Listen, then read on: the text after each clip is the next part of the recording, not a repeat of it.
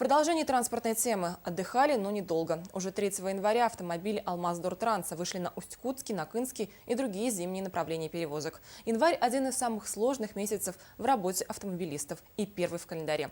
Поэтому какой тон зададут водители в начале года, такой он останется на весь год. С первых дней и сразу в поле. Накинское Рудное и Усть-Кутское Снежное. По-другому нельзя, потому что планы января на зимние перевозки довольно большие. План января месяца у нас напряженный. Это с учетом всех автозимников. Усть-Кутское направление, Накинское направление, Нюрба-Накин.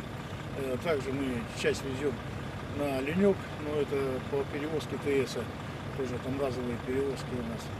Общее выполнение у нас на январь месяц составляет это 41 тысячу там, с копеечками.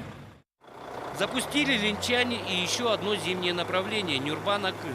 На этом переделе работ идет традиционная перевозка горюче-смазочных материалов. Не менее напряженными выглядят объемы перевозок и на весь нынешний зимник, включая круглогодичку.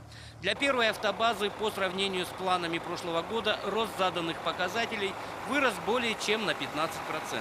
55 тысяч тонн мы должны вывести за первый квартал, за апрель месяц из 110 общего нашего объема. То есть 50% по автозимникам должно быть перевезено. Зимники, говорят специалисты, сложные, но выполнимые.